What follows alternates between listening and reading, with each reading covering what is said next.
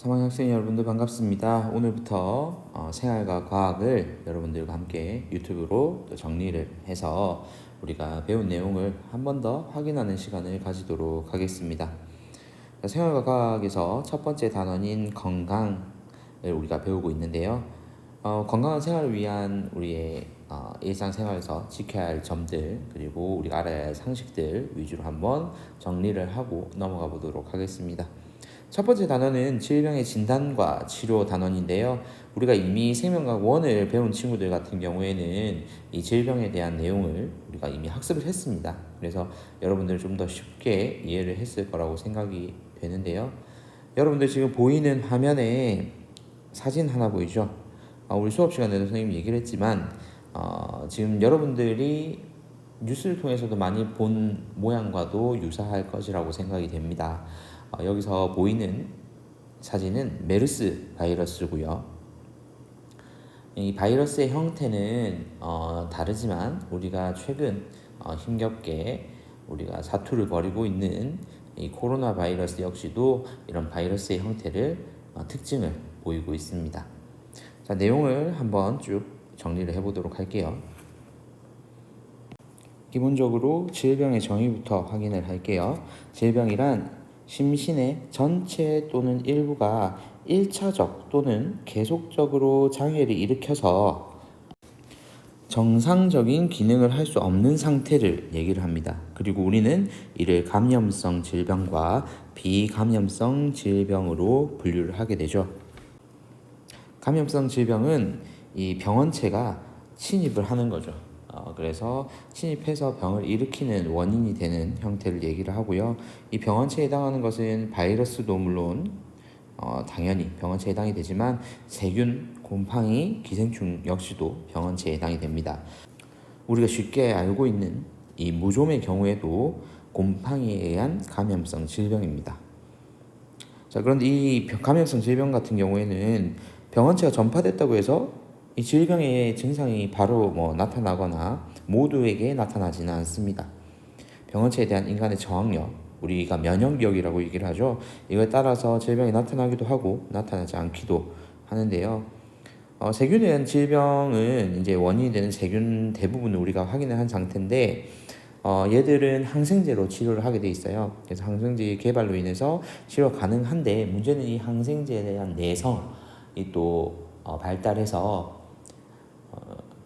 이 현재 개발된 항생제로 치료가 안 될 경우에는 조금 더 강력한 항생제를 개발한다거나 하는 형식으로 치료를 이어나가고 있고요. 바이러스성 질병 같은 경우에는 이제 일부 항바이러스제를 개발해야 하는 과제가 남아있죠. 대표적인 게 바로 지금 코로나의 경우에 아직까지는 이 항바이러스제를 개발하지 못했기 때문에 여러분들이 지속적으로 예방 활동을 수행을 해야 되는 겁니다. 자, 이어서 비감염성 질병의 경우에는 병원체가 없어요. 병원체는 없는데 이제 질병에 분류가 되는 형태죠. 그래서 우리 고혈압이나 당뇨, 유전병 이런 것들입니다. 따로 병원체의 침입에 의해서 일어나게 된 질병이 아니고요. 생활 습관이라든지 그리고 식습관 같은 이 생활 습관에 의해서 일어나는 경우가 많고요. 여기에서는 혈압에 대해서 내용을 좀 다루고 있습니다. 혈액의 압력을 우리가 혈압이라고 얘기를 하고요. 팔의 동맥에서 측정한 동맥 압력 자체를 의미를 해요. 그래서 여러분들 혈압 측정기에 팔을 이렇게 집어넣고 혈압을 측정을 하게 되죠. 자, 이렇게 되면 18세 이상 성인의 경우에는 수축기 혈압에서 140 이상 그리고 이완기 혈압이 90 이상인 경우 이때를 우리는 고혈압이라고 얘기를 합니다. 정상 범위를 이제 우리 옆에 이제 표에 정리가 되어 있는데요.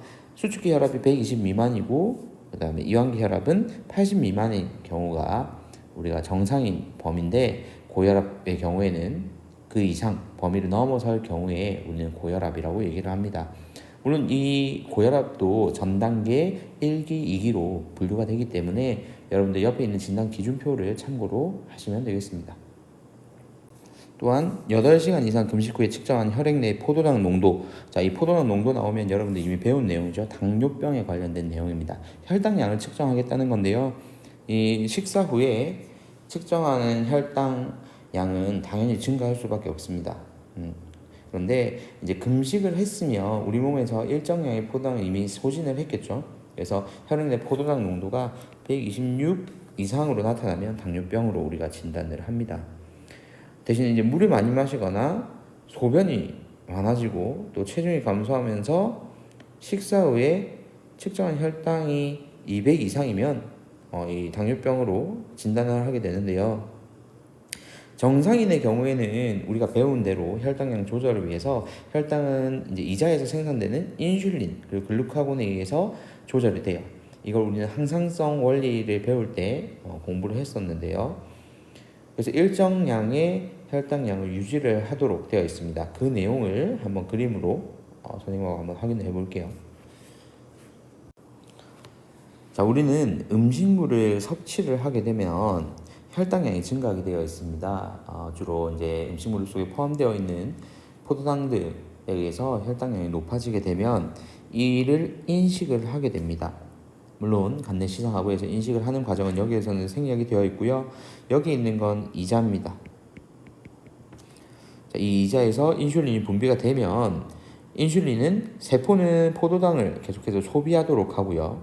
그리고 간에서는 포도당이 글리코젠으로 전환이 되도록 합니다. 그러면 우리 혈중에 있는 포도당이 감소가 되겠죠. 그래서 혈당량이 감소되면 우리가 정상 혈당량을 유지를 할 수 있습니다. 그런데 당연히 사람은 활동을 하잖아요. 그러면 포도당을 또 사용을 하게 됩니다. 그러면 우리 정상 수치보다 낮은 양이 되겠죠. 그러니까 혈당량 수치가 떨어지게 됩니다. 그러면 우리 몸은 계속해서 일정 수준을 유지를 해야 되기 때문에 또다시 이자에서 글루카곤을 분비를 하도록 만듭니다. 그럼 글루카곤은 반대로 간에서 글리코젠으로 저장되어 있던 포도당을 다시 분해시켜서 포도당으로 전환을 시키게 됩니다. 그러면 우리 몸에 다시 혈당량이 증가하는 원리가 계속해서 반복이 되는 거죠. 그래서 우리는 이거를 항상성 유지할 때 배웠습니다. 항상성, 생물의 특성 배웠죠, 그죠? 그 내용까지 여러분들 정리를 할 수가 있었어요. 자, 이렇게 고혈압이라든지 당뇨병의 경우에는 병원체가 침입을 하지 않기 때문에 우리는 비감염성 질병이라고 얘기를 했고요. 그렇다면 감염성 질병의 경우에는 항바이러스제나 아니면 항생제를 통해서 치료를 했다면 비감염성 질병의 경우에는 생활 습관의 개선을 통해서 우리가 이 질병의 원인을 제거를 하고 그리고 우리 몸을 좀 건강한 상태로 다시 전환을 시킬 수가 있습니다. 그래서 흡연 그리고 폐암 이런 식으로 연결되어 있는 고리를 금연을 통해서 끊어내는 경우도 있고요. 그리고 음식을 짜게 먹는 습관이 고혈압으로 이어질 수 있기 때문에 음식을 저염식으로 섭취를 한다던가 그리고 나트륨 함량을 조절한다던가 하는 방식으로 조절을 할 수가 있겠죠. 그래서 생활 방식의 변화 등 위험 인자 이러한 질병을 유도한 인자 자체를 제거하는 방식으로 질병을 관리하는 것이 중요합니다. 이제 과거 같은 경우에는 말 그대로 이러한 질병들이 발생한 후에 치료하는 단계에서 그냥 그쳤다면 요즘의 경우에는 이 질병이 발생하기 전부터 이제 환경 개선 그리고 운동으로 이제 신체를 유지하자라는 사람들의 인식 개선이 이루어졌죠. 그래서 이런 질병에 대한 저항력이 물론 높아지고 있습니다. 다만 현대화된 생활 습관 때문에 선생님도 물론 마찬가지지만 이 서구화된 식습관이라든지 이런 것들 때문에 이런 비감염성 질병은 계속해서 지금 사실 수치가 높아지고 있는 상태예요. 그래서 오늘을 계기로 선생님도 그리고 여러분들도 건강한 삶을 위해 한번 바꿔볼게요. 아마 여러분보다 선생님이 더 많이 바꿔야 되지 않을까 싶긴 한데 노력해 보겠습니다. 자, 오늘 일단 수업 여기까지고요. 다음 시간에는 이러한 질병을 어떻게 진단하는가에 대해서 한번 정리를 해보도록 하겠습니다. 이상입니다.